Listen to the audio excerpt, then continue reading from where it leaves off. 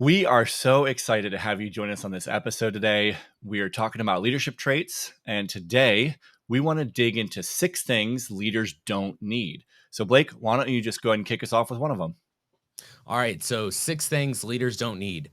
Leaders don't need to be right or be the smartest. Okay. So when I think about this, I think about Blockbuster. Blockbuster was a massive, massive organization. Like, even I remember reading a ton of leadership books on this stuff, but really, even like looking this at this story this morning just blew me away because they were like a 6 billion or $5 billion company at one point, maybe even Oh my more. Like, gosh. and I think they were $6 billion company, and they were just destroying things. Like, Blockbuster was a household name that when you said the name, you knew what they did, you knew the effect they Yes. had, you knew that they were the leaders in the game. Like, it was Blockbuster versus who? Nobody. I mean, There's there was nobody else out Family there. Video and stuff, but, like, really, there It's true. was not a really clear, evident competition. Blockbuster was the Walmart knocking out mom and pop stores left and right. And so they they were the giant, they were the king, and Netflix came to Blockbuster at one point and said, "Hey, we want," um and they came to them when Netflix was in a place that they were about to topple. They had lost like $57 million the year before with only like 300,000 subscribers. And they went to Blockbuster and said, "Hey, here's our idea, here's our pitch." And they asked for $50 million, and then they would sell the company to them. And Blockbuster just said, "Absolutely not. Good day," and walked out the room. Wow. 2 years later, or not less than 10 years later, Blockbuster filed bankruptcy. And so, having to be right, having to be smartest, not hearing these other sides out, Blockbuster was so late to the game. They didn't even start the whole Netflix idea until Netflix had clearly gotten almost to a point where it was like just streaming, right? Like, because Yeah. remember, Netflix went through that process of just being an online blockbuster where you just Yep. had your DVD that got sent to you. So it was about Oh the yeah. ease, but then they made it even easier and more like instant. And so it wasn't even until that point that Blockbuster was like, man, we should do this thing now. And so that's like, and that happening, that meeting where Netflix, with sweat on their palms, sat in that massive conference room with the CEO who finally just shook his head and walked out the room. Like, that was a pivotal point in this entire game. We could still be going and blockbustering and chill, right? Like, that could still be a thing, but it's not. It's Netflix and chill, right? And so now Yes. that has hit in such a way that, and that's not to say that Netflix won't go do the same. And that's the Yeah. problem, is being right, being the smartest person in the room is not great. Hire people, put people around you who are so much smarter than you. It is not about you being the leader who has all the answers and always is right in what they do. There's almost an arrogance to that, okay? And when you're wrong, just admit it. Okay, learn from it, learn from others. This is why we have teams, is because there's so many good experiences around us for this, okay? You don't want to be the only person right in the room. You don't want to be the smartest person in the room. You want to be the most effective person in the room. And this is something I'm really like, and I catch myself always wanting to be right, always wanting to be the smartest. I catch myself doing this. But Yeah. I think we're going to be such better leaders when we say, I want to be the most effective person in this room. John Quincy Adams said that if your actions inspire others to dream more, to learn more, to do more, and to become more, then you're a leader. And like, that hits my heartstrings so hard that I'm like, this is what I want to be. I want to be the most effective leader, not the smartest, not the most right. So that's Yeah. number one. Good leaders don't need to be right, and they don't need to be the smartest. Yeah. I love that. Number 2, good leaders don't need credit. This may sound crazy. So as I was doing research for this morning, excuse me, I found this study that this guy did. His name is, excuse me, is Joseph Falkman. And what he did is he took He took it's called Zenger-Folkman assessment. It's a study he did, and he took 3,800 assessments of leaders from their peers, from their managers, from their direct reports, and they were evaluated on 50 different traits. And one of those traits being whether that leader gives or takes or shares credit, how they deal with credit. And what he found was that overall, the most effective leaders, those that were in the 85th percentile, so they were 85% effective, those were the ones who didn't just share the credit, but gave the credit away, even for things that they did. And they found that the most ineffective leaders were directly related to the ones who took credit. They were 13% effective. So this kind of speaks more to your effectiveness there, you being that effective leader too. This wasn't just based on their ability or their willingness to give or take credit. It was based on the other 49 traits as well. It just happened. It just shows that all of those leaders who were ineffective were directly related to the ones who took credit away. And if you if you read further on the study, he talks about the levels of effectiveness in different areas, and every single one of these, the most effective leaders were the ones who gave credit, were over 80% effective in areas like how they treat employees, how they take responsibility and ownership of screw ups and things like that, their willingness to work hard, whether they're trusted or not. All these things are directly related to their ability to give credit. And all of those who took credit, the effectiveness number is under 20% for all of those areas. And it just shows this vast gap between those who are willing to give credit to others and those who want it for themselves, just showing that that is not a trait that any leader needs to have if they want to be an effective and a good leader. Mm. So if you find that you're not giving credit, if you find that you're wanting to draw that credit, take a moment and step back.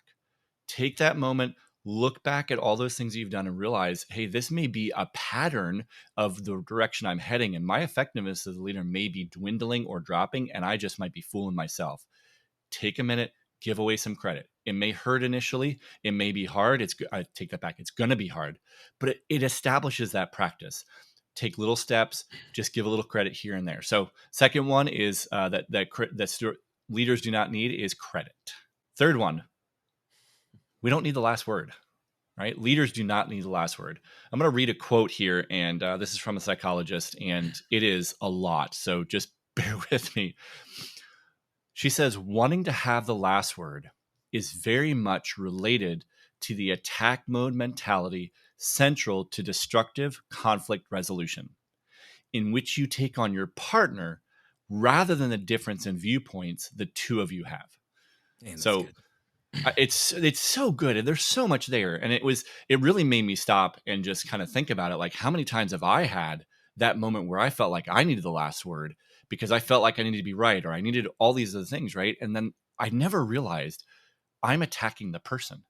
I'm not going after the differences. I'm not seeking to solve a difference between two people. I'm seeking to be right.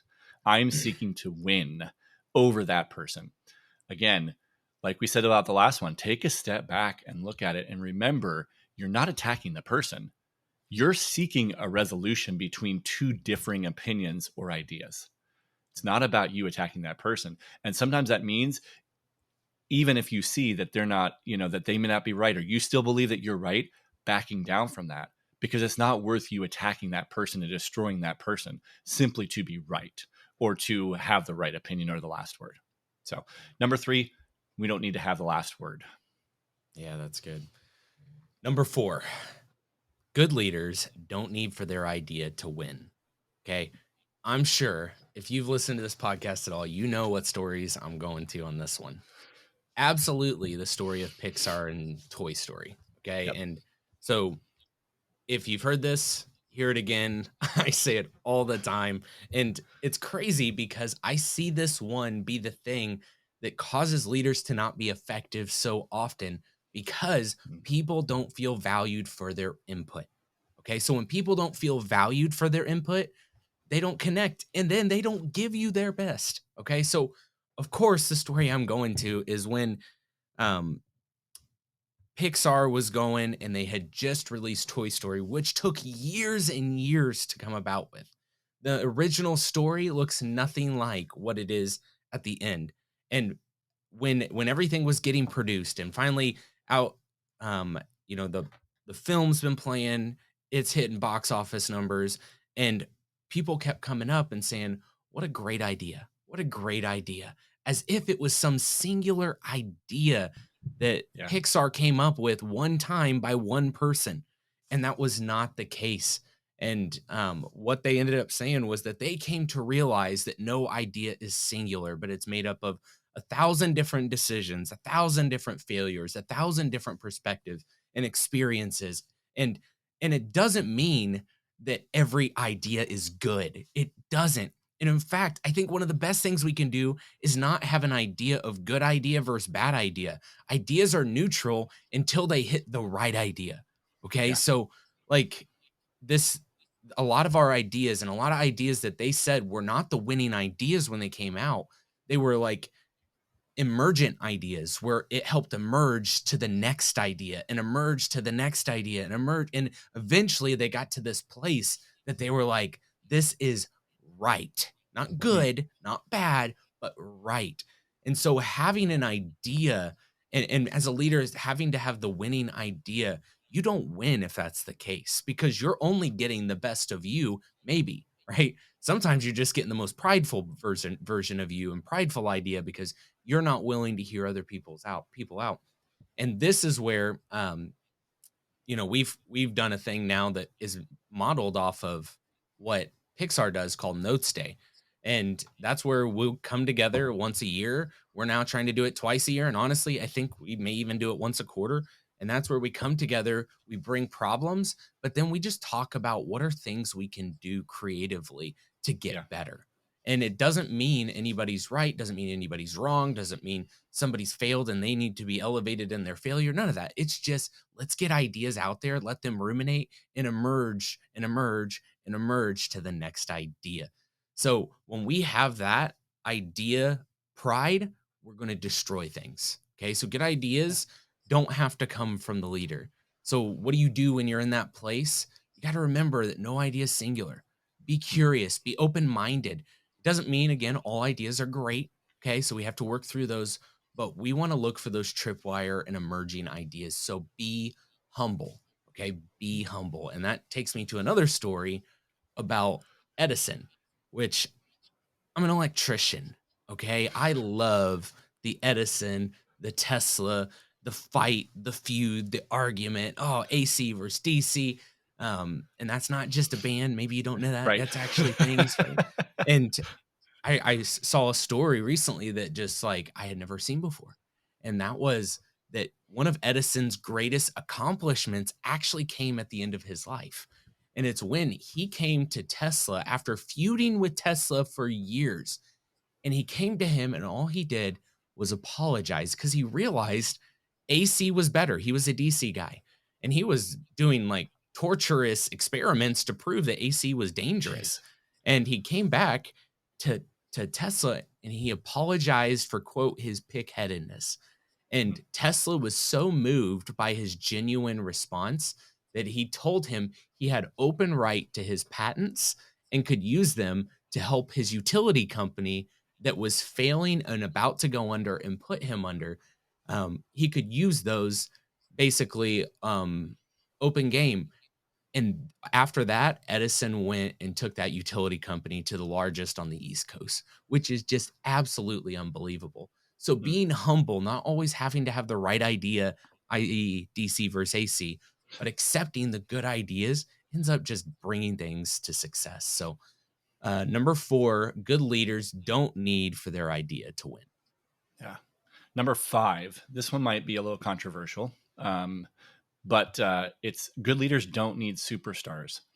And by that we mean you don't need a room full of all the superstars for your team to be effective and successful. We've talked about this book before in the past. It's called Extreme Ownership, and it's written by Jocko Willink. But he tells a story in there about different SEAL teams, and they were doing an exercise where they had to compete against each other. Different squads had to compete against each other to compete with a boat and things like that, and carry the boat and get to a certain place, right? During their training week, and there was always consistently one boat crew that was crew number 2. They were always finishing first, and then crew number 6 was always finishing last. And the leader of Crew 6 really was convinced and assumed that the reason they were not doing well was because the group of people he was working with were just they weren't the top notch performers, and they weren't the best operators that he was expecting and wanting to see.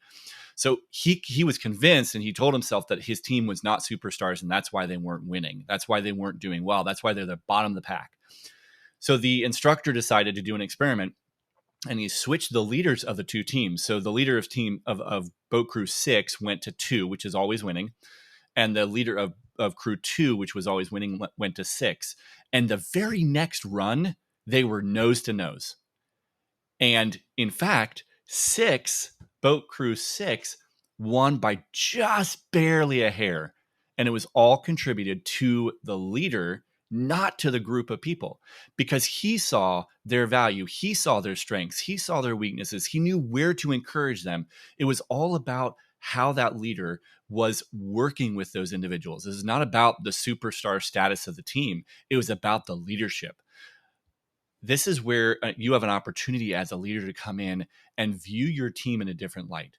Now you can see, what are their strengths? What are the areas they need to grow in? What are areas you need to mentor them in? Maybe what are areas you need to be mentored in, so that you can give them the tools that they need. It's not about having all these superstar people. It's about having the right attitude and the right mentality towards leading, which is growth and opportunity and playing to strengths. Make sure that you do not ever think that the the key to winning is having superstar teams. That's number 5. And number 6, good leaders don't need an easy path.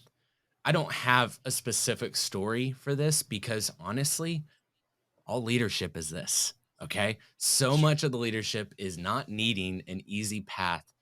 When challenges come up, leaders step into that place. Okay. They don't need to have someone tell them step by step how to get there. Leaders need to step into that place and take the thing on. Otherwise, you're going to end up hurting yourself and hurting your team by always having to have an easy path. Okay. Mistakes and failures are defining in our path. Ask any leader that you're like, man, I really respect this leader. Ask them how hard it's been. Seriously, ask them the challenges, the mistakes, the failures. And honestly, your responses from them are almost going to be this fond smile and like as if it was a child, because it is. Our mistakes are our children. Now, I'm not saying our children are our mistakes. Okay. So please don't hear the opposite of that. I'm just saying that we hold them close to our hearts because when we've done something and we've made the mistake, we learn from it, we grow from it. Um, After doing things for so long, the same thing over and over, it is easy for us to just want the thing to be easy. It's so easy for us to want simplicity and oh, I shouldn't have to be dot dot dot anymore because man, it just should be this easy, but it's not. Okay. Life is easy if you live it the hard way, and it's hard if you live it the easy way. Okay. And I did not come up with that, by the way. I just heard that and I was like, oh my gosh, that is so right. That's Like good. life is easy when you live it the hard way, when you step into these places, when you take on challenges, which is what leaders do. We take on challenges. Okay. And when you live it the easy way, you bring on the hard stuff. Okay. And this is the same concept where we talk about all the time that hard times create strong men or humanity, or in this case, leaders.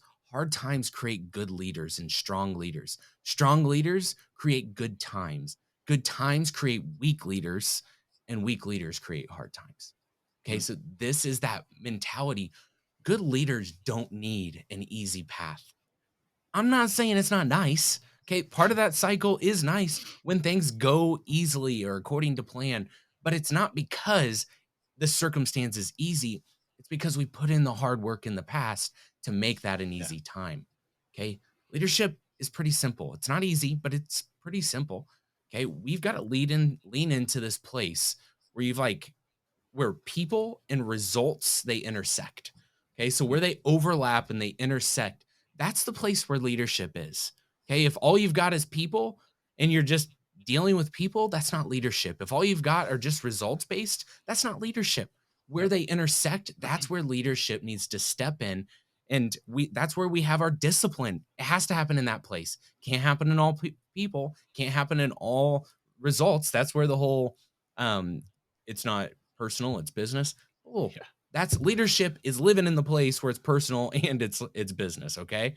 So where we do our discipline in that place, we do our accountability, we reward in that place. And like all of our leadership, all of our leading's got to happen right there. I think we're getting to a place where we're missing the fact here and that we are fighting for the American dream as Mhm. people, as leaders, we're fighting for the American dream. And I kind of think we've lost it. Okay. I kind of think we forget that the American dream is the idea that we can work hard, we can invest, we can put our ideas into action, and we can, not must, we can be rewarded for that thing. That Yep. American dream is something I will fight for. That American dream is something I will strive for. But the problem is that American dream is now I'm American, therefore I should just get things, or Yeah. I should just get easy times or good times. Get off your ass and start doing something about the American dream. Okay. We don't hire at our team or bring people onto our teams based off whether they're American or not. We bring people onto our teams based off whether they believe in the American dream, whether they Yep. strive for that greatness. And we want leaders who are about that too. So, good leaders, we don't need an easy path because we have helped define the path. We have helped create the path. Okay. So, when you're in that place that you need the easy path, remember, you shouldn't just get it because you're American. You shouldn't just get it because you're a good leader in your head. You should get it because you went and by luck and by God and by everything you've worked for, that's where it comes from. Yep. Okay? It's not that it's just there. Okay? So we want to be about the American dream. So good leaders don't need an easy path. Thank you guys so much for joining us today on the Ridgeline Leadership Podcast. Catch you next time.